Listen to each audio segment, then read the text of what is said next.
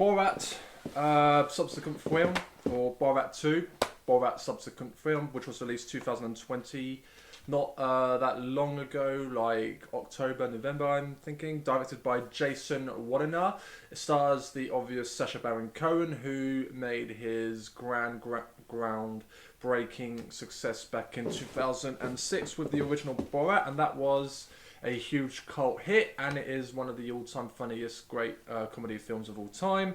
And we have its obvious sequel coming almost more than a decade later due to the pandemic and Sacha Baron Cohen's political perspectives, trying to take a story over an attack over Trump's presidency, which is a fair point and a fair enough reason to make the sequel. However, like Bruno and like a lot of comedy sequels that have a high grand success, a lot of the times it's very hard to match up within that, and Borat and Ali G seem to be a one-off of absolute original pieces of success, but from there on then, Sacha Baron Cohen's films have never reached the high standard that was his original, and thus is the case with this recent sequel, which is Borat subsequent movie.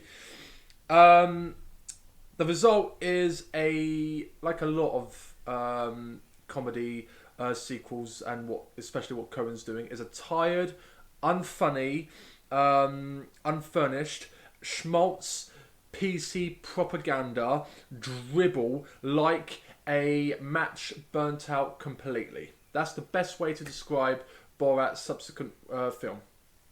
A horrible disappointment. Basically, the original Borat is a standalone film and was released at the right time, just like, say, the novels of J.K. Rowling's Harry Potter were released at the right time when people were ready for it, such as the Marvel Cinematic Universe. And Borat seemed to be made at the right moment. But somehow, it feels like this one, the jokes are old, they feel forced, they don't have any soul to them. There are some gags here and there that are very funny, but ultimately the whole is one that doesn't have a punch. Instead, it's a sucker punch of a film. It is an unlively, pointless reason for this film to exist, even though it has some interesting aspects about the anti-Trump presidency, but it takes it into a typical sentimental American movie.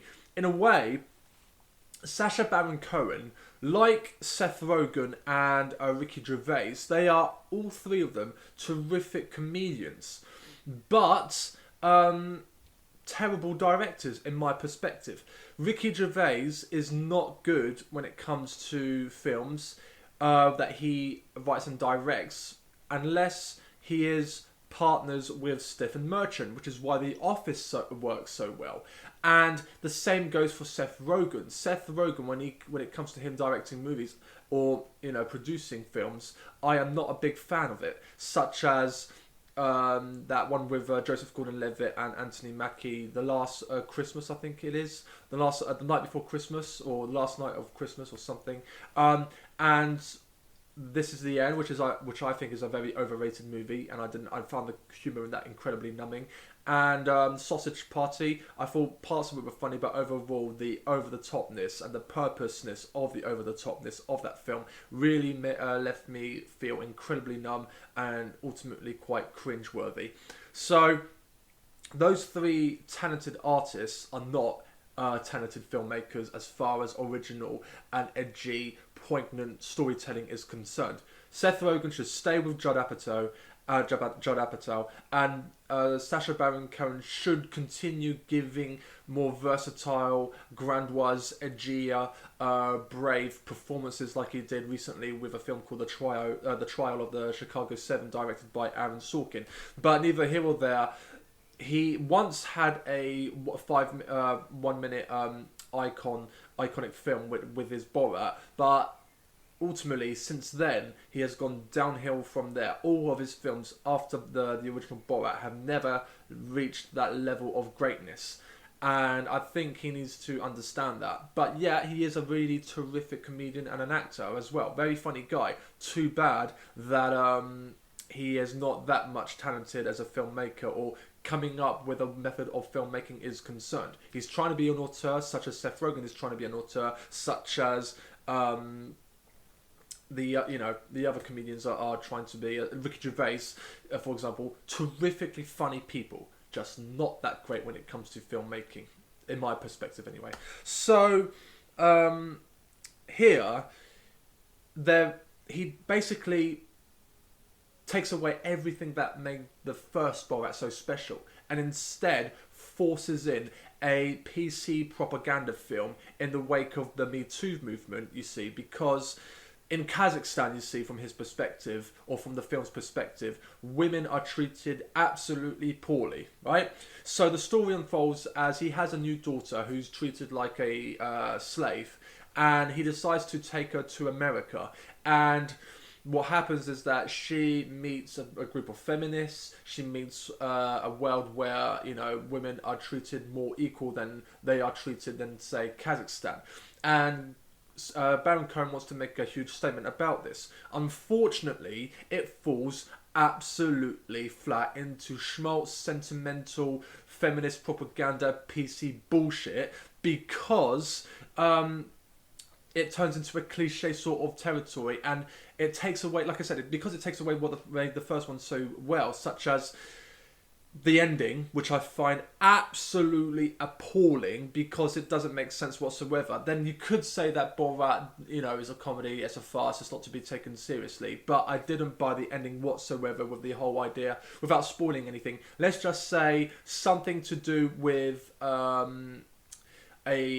rule that the country has suddenly is turned upside down within an instant like that. And it is unbelievable, unconvincing, and so they add sentiment into the female character who is the daughter of the character's Borat's daughter, and she is played by Maria Baklova, who is obviously nominated for an Academy Award, even though I don't think she deserved to be nominated. But the reason why she was nominated was because of her bravery to take certain risks.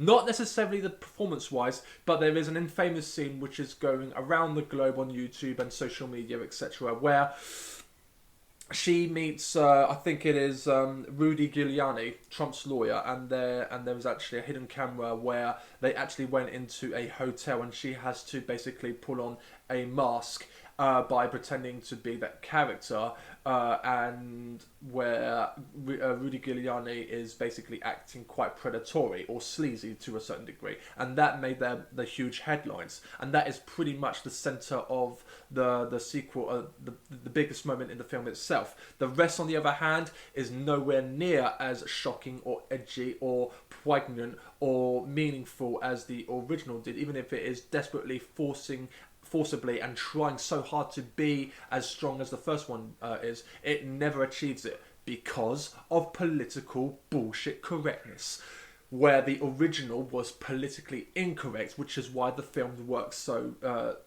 well. The original cleverly took a mirror and showed America what its true dark consumeristic consumption colours.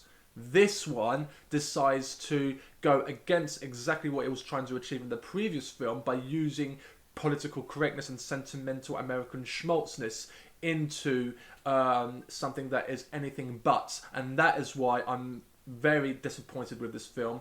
I'm close to actually hating it, but it has some good humour every now and then. So, overall,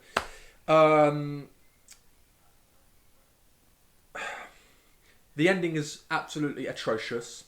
Sacha Cohen is trying desperately hard to be funny and shocking, but it just doesn't work. Instead, it is a film that has barely much soul left. Like a match completely burnt out. So therefore, Borat's subsequent film is a 2 out of 5 from my perspective, and that is a kind one because I should give it a 1.5 because I'm angry with its typical bullshit American schmaltzness getting in the way of the true source of creativity, which is happening a lot lately in a lot of movies, especially in Disney. And Borat's subsequent movie is the prime example of how to ruin something that was so great. Borat is quintessentially a standalone film, and it should stay that way. So, if you enjoyed my review, please subscribe, put a like, and voila.